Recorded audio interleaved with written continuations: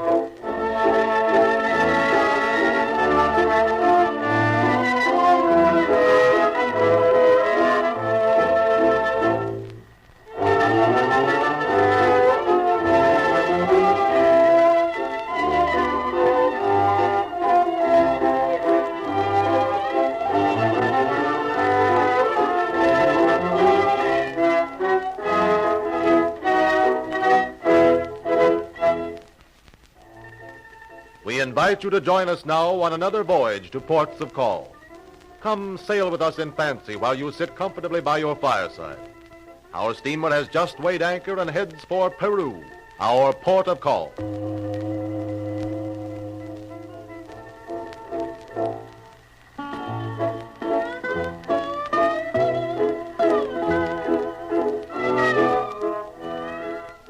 Just below the equator on South America's Pacific coast is Peru, land of the ancient Incas, cradle of one of the world's great civilizations, scene of the blackest treachery in New World history, land of the towering white Andes and the green inferno of the steaming Amazon jungle.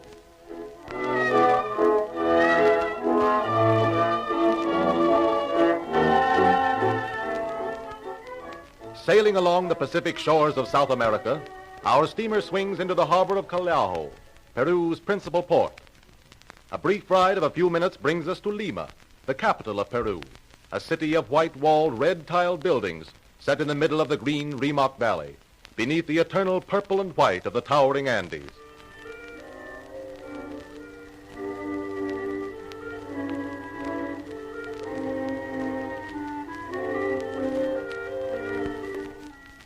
Here in Lima, during the days of the Spanish reign, was the cultural center of the New World.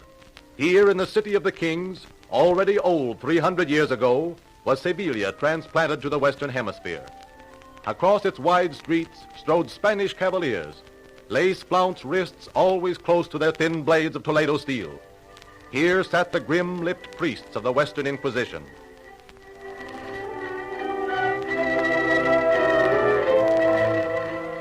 Under the barred windows of thick-walled Baroque palaces, lovesick youths strummed soft guitars to dark-eyed Castilian beauties. Gaiety, romance, wealth. Spanish Peru danced lightheartedly through the 17th and 18th centuries, danced on the broken bodies and the crushed souls of a conquered race. The courtly minuet of the Spaniard was a dance macabre for the once proud Inca.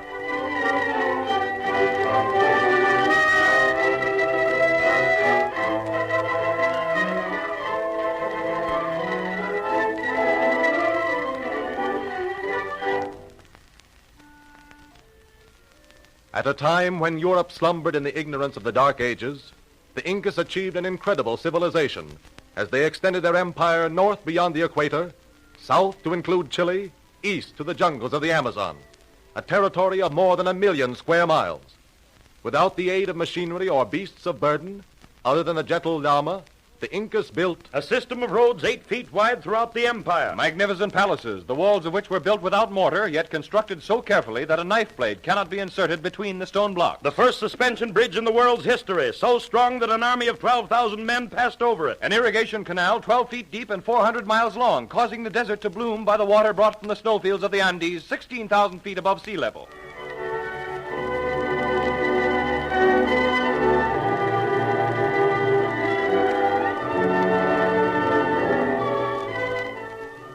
Poetry, similar to the Japanese tanka in effect, and as lyrical as Keats or Shelley. Drama as tremendous in its climaxes as the Greek tragedies. Government which operated for centuries upon the fundamental basis of social concept, which is today called a modern experiment in Russia. All these the Incas had, and one thing more. Wealth, untold wealth from the mines of the Sierra. Copper, silver, and gold. Gold in fabulous quantities. wrought into platters of amazing thinness, worked into magnificent jewelry set with precious stones. Gold, the symbol of their god, the sun, the curse of that other god who called it the root of all evil.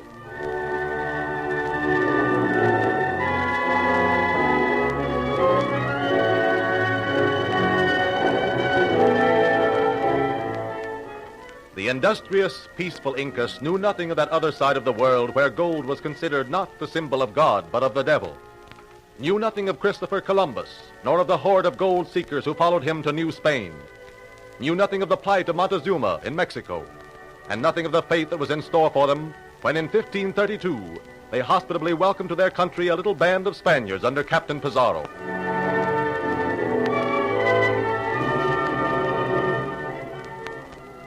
Upon his arrival in Peru, Pizarro learned that the Inca Atahualpa was but 10 days' ride away, and throwing caution to the winds, determined to travel into the interior to pay his respects to the emperor, at the same time observing his chances of conquering the land.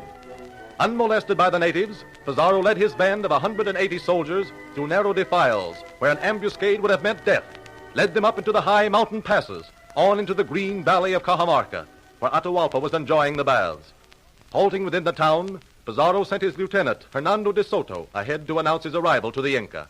Emperor and adventurer met in the magnificent encampment of the Inca. I come, great Emperor, bearing the salutations of Captain General Pizarro, soldier of the great King of Spain. You are welcome to our country, white and bearded foreigner, and we hope that your stay will be a pleasant one. Captain Pizarro would be privileged if the great Emperor would honor him with his company at dinner this evening. We are observing a fast today, but tomorrow, if the captain pleases, we will attend him. The captain will be the most happy of men. I shall convey your Imperial Majesty's message to him. With your permission, I retire.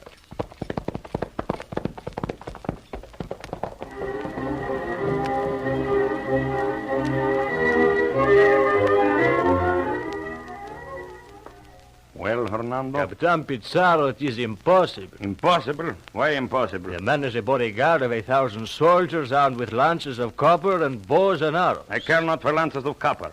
Did you see any gold? See? Gold, huge gold buckles, gold plates, gold to dazzle the eyes of the king himself. And did he accept my invitation? For tomorrow. He is observing a fast today.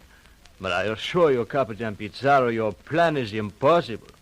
Our small troop will be as nothing against those fighters. You talk with the tongue of a woman, Soto. We came for gold and we will get it.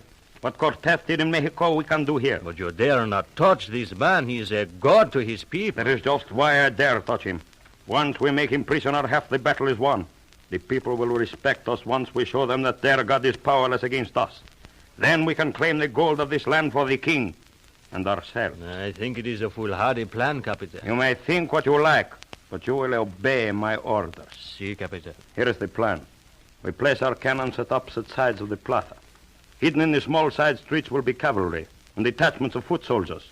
At the signal Santiago and at them, we attack the bodyguard from all sides, kill them and capture the Inca. But should we be overpowered? We will not be overpowered. These heathens have never seen a horse. They have never heard a cannon or a musket. They will be too frightened to resist. Not so hasty, my son. What is it, Father Valverde? You forget in your loss for gold. Our mission is to convert these children to the teachings of the church. That is your duty, not mine, Father. And I insist that I be permitted to perform it. I refuse to allow you to massacre these poor souls. But, Father Valverde, I am here to conquer these lands for the King of Spain. And I am here to save these souls for Almighty God. Very well, Father. You may attempt to convert here.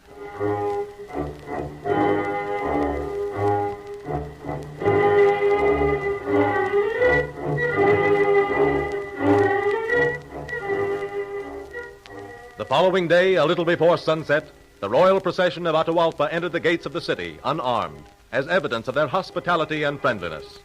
The entrance of the Inca was accompanied by more regal pomp than the Spanish adventurers had ever witnessed.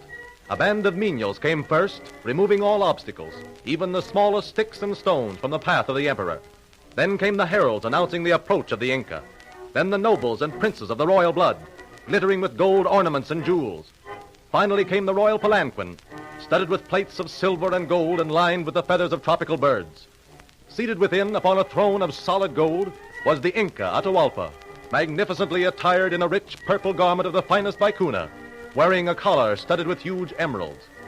As he approached the Spanish quarters, Father Valverde, crucifix in one hand, Bible in the other, came out to greet him, began without ceremony to acquaint him with the basis of Christianity, the story of Jesus, the doctrine of the Trinity. And furthermore, my son, understand that my Holy Father, the Pope, has given to the great white king of the land of Spain across the distant sea the right to conquer the lands of this new world, and has sent me to convert the natives to the way of the truth and the light. We are here now to accomplish this mission. Captain Pizarro to claim these lands for his king, and I to convert you and your people to the one true faith.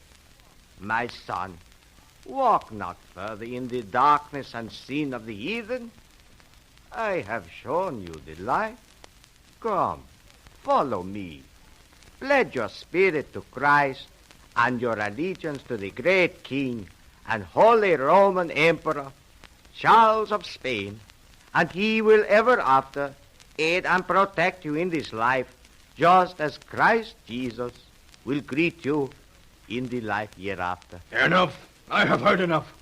Are you asking me to be the vassal of another? Of Charles, the Holy Roman Emperor. I am the greatest prince on earth. I will be vassal to none. But your soul... Peru is mine. I am the Inca.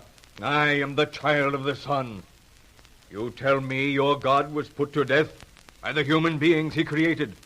My God lives here above us in the heavens and watches over his children. I would not exchange a kind and powerful God for one who cannot control his own creatures. Where did you learn these ridiculous things? Here in this book, in the Holy Bible. Let me see it. A Holy Bible. It is a book of lies. An illogical trumpery if it teaches what you have said. I want none of it. My son, it is a grievous sin to desecrate the Bible. The Inca Atahualpa is above sin. The Inca Atahualpa is God himself. Go to your Pizarro and tell him and his henchmen to leave my domain at once. And I forbid you to speak of this God of yours to any of my subjects. Waste no more breath on this heathen reprobate, Father Valverde. You have had your turn. Now it is ours. Santiago and that... Wait, my son, wait, wait! None with the heathen. Santiago and Screaming their battle cries, the Spaniards fell upon the Indian host, slaughtering right and left as they struggled toward the litter of the Inca.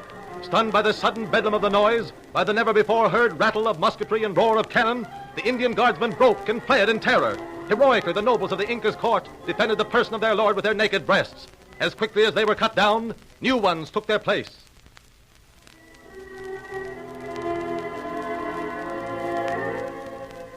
In half an hour, it was all over.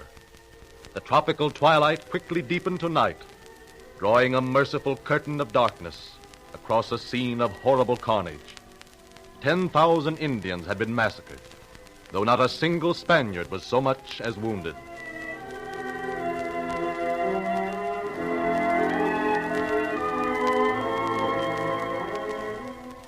That night, Atahualpa kept his appointment with Pizarro. He dined with the conqueror, not as a welcoming potentate, but as a prisoner, a stunned, uncomprehending prisoner, who understood but one thing clearly, that his captors coveted his gold. You seem to admire the golden goblet from which you drink, white Christian. It is very beautiful.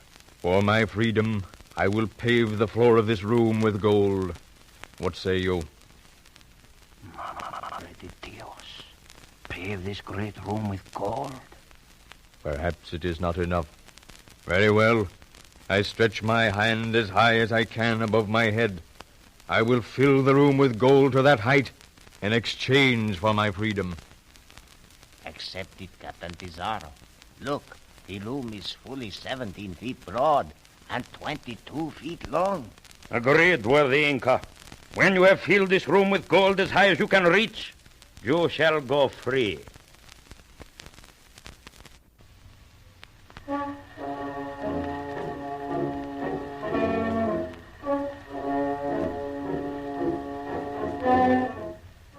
To the farthest parts of his empire, Atahualpa sent demands for his ransom. Slowly the porters filed back to Cajamarca, bearing their precious burdens. Gold floors were ripped up, golden cornices pulled off temples, vases, bowls, and goblets were sent. Slowly, week after week, the booty grew. Finally, Pizarro melted down the ransom and distributed it among his men. A ransom of $15 million, the highest sum ever paid kidnappers in the history of the world.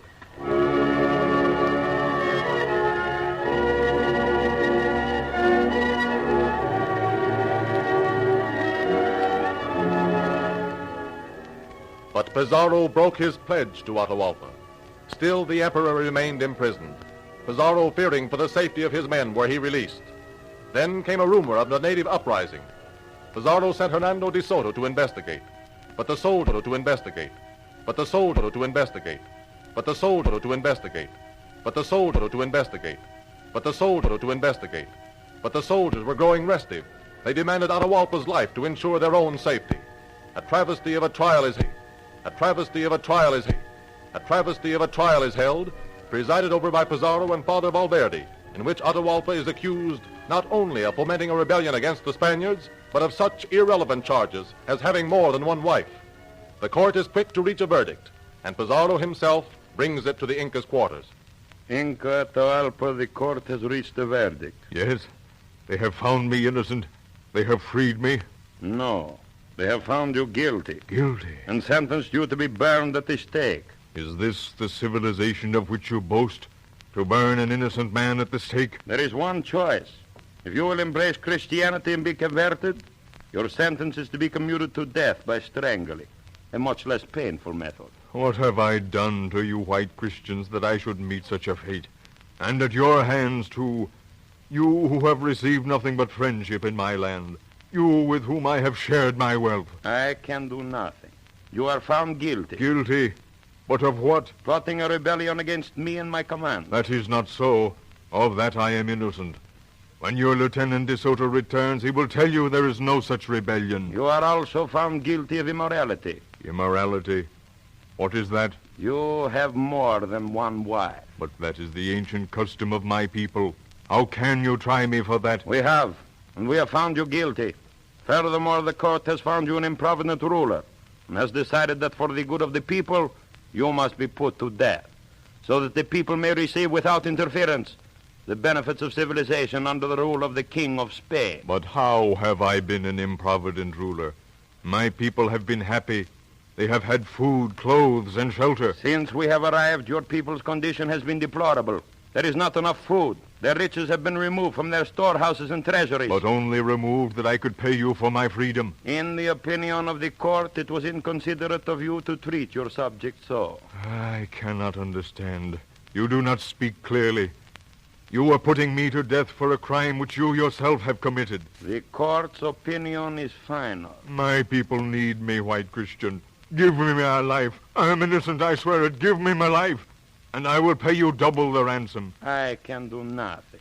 Tomorrow evening at sundown, you will be put to death on the stake. No, don't burn me. It is our custom to burn heretics. However, think it over. The garrote is quicker.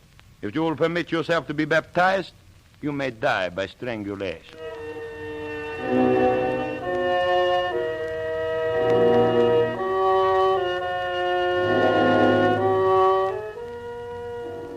Bewildered, confused, helpless, Atahualpa at last chose the less painful death.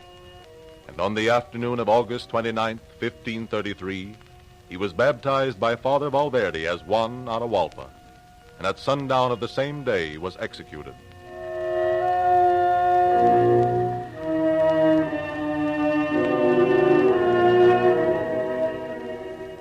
And the following day, as Mass is being said over the Spaniards' first South American convert, hard-riding Hernando de Soto returns from his scouting expedition. Capitan Pizarro! Capitan Pizarro! What is this I hear? Atahualpa was executed last night. But why? The court found him guilty of treason against the King of Spain. But he was not guilty, Capitan Pizarro. There was no uprising. The natives are peaceful. I am relieved to hear that. But why? Why didn't you wait for my report? We are safer thus. Inca was a great man. Had I been here, I should have defended him with my life. Your remarks are insubordinate, De Soto. You are a murderer, Capitan. The end sometimes justifies the means. Never when honesty is met with black treachery. We will pay for this, Pizarro. All of us someday will answer for this hideous deed. De Soto spoke the words of a prophet, for there was not a single member of that cutthroat crew of conquistadores who did not sooner or later meet with a violent death.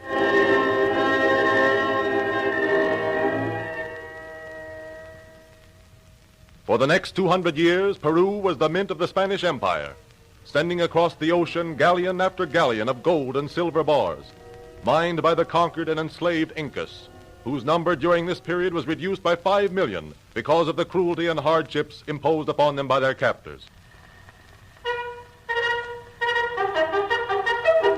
But a new era was dawning. Jean-Jacques Rousseau, Voltaire, and Diderot had left their impression on the world. In 1778, the American colonies to the north heeded the voices of these political prophets and dumped English tea into Boston Harbor. In 1789, the sans-culotte bourgeoisie of France tore down the Bastille and erected the guillotine.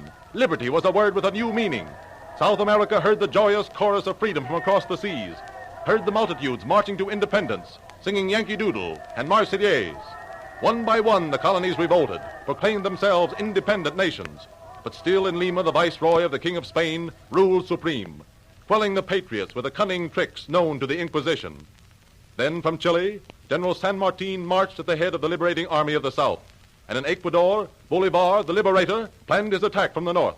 Events moved rapidly. The viceroy fled for his life.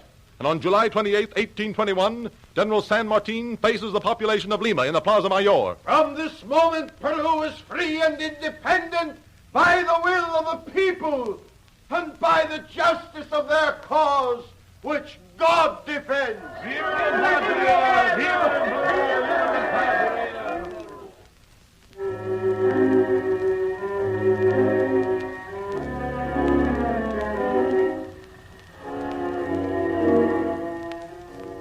On the islands off the coast of Peru and on the cliffs along her desert shoreline roost millions of seagulls. For untold centuries, these birds have been manufacturing the basis of Peru's national economy and the source of one of the bitterest wars in the Western Hemisphere. Their product is guano, a fertilizer rich in nitrates. The conquering Spaniards knew nothing of the value of this material, did not realize in their avaricious hunger for gold that these deposits, some of which cover the islands and the cliffs to the depth of 50 feet, would someday yield a fortune, beside which their golden loot would seem the small change falling from a child's china bank.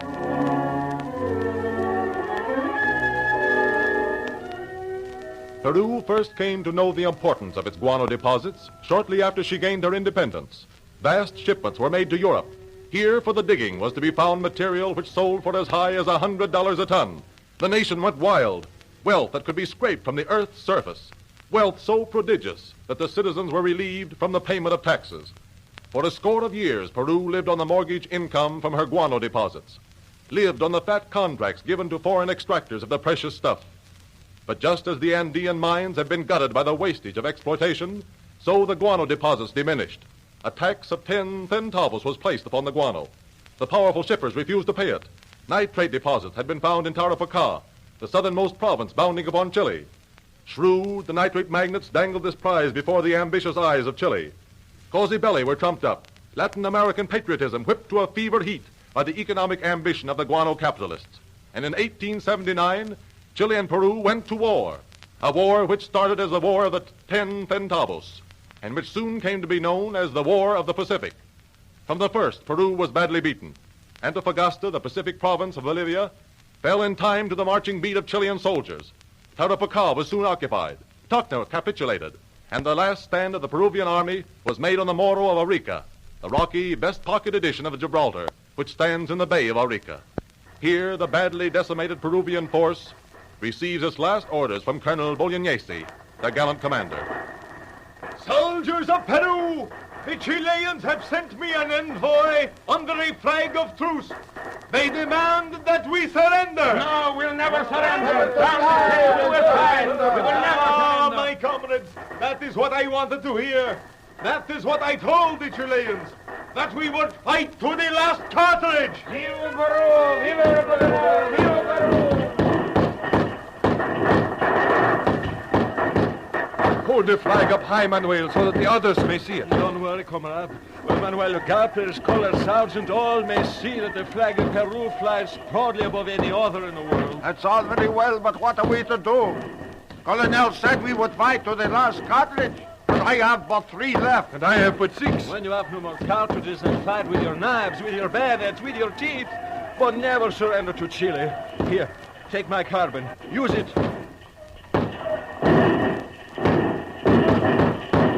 That is useless, Manuel. Look, the Chileans have gained the top of the Morro. We must surrender or be cut to pieces. Never. They shall not take the flag of Peru. What are we to do? They're upon us. They... Oh, we have but a handful, Manuel. Dip the flag. Let them know that we surrender. Never. Don't be an idiot. Here, give me the flag then. I'll signal. No one shall disgrace the flag of Peru. Manuel, where are you running? Don't go that way. You'll fall into the sea and be drowned. What is the matter? I shall not have surrendered the flag. Manuel, come back. Come back.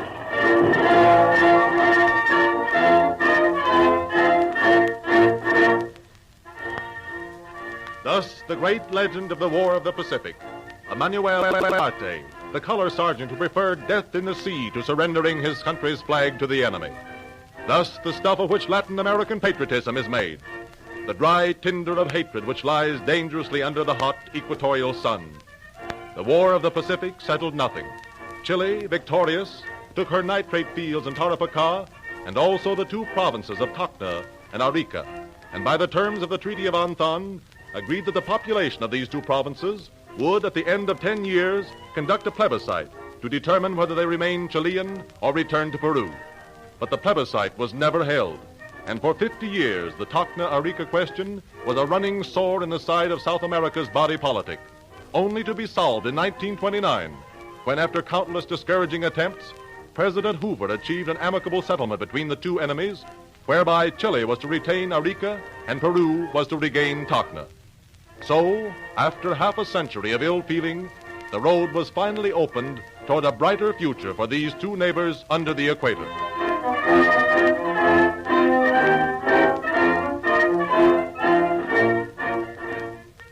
Our visit to Peru is drawing to a close. From Lima, we take the railroad across the Andes, climbing tortuously upward, winding through tunnels, crossing deep gorges, until our train reaches the highest point on the highest railroad in the world, 16,500 feet above sea level, where it enters a tunnel underneath a mountain which rises thousands of feet further. Down the western slope of the Andes we roll, passing mining towns constructed of solid mahogany logs, dropping to timberline on down to the Montana of eastern Peru. Gradually the flora and fauna change. On this damp eastern slope of the Andes grow great stands of mahogany. Monkeys chatter from the deep vine-matted jungle, and gay tropical birds screech their outrage of the intruder. As we approach the world's greatest river, through groves of rubber trees, we are passing through one of the wildest tropical jungles in the world. Finally, the jungle gives way to a bustling modern city, Iquitos, Peru's Atlantic seaport, a deep-water harbor 2,000 miles into the center of South America. For to Iquitos, one of the world's great rubber ports, come ocean vessels all the way up the Amazon from the Atlantic Ocean. And here we board our steamer, which will take us back home once more. We have enjoyed our visit, Peru, and in the spirit of your famous and splendid hospitality, we say, hasta la vista.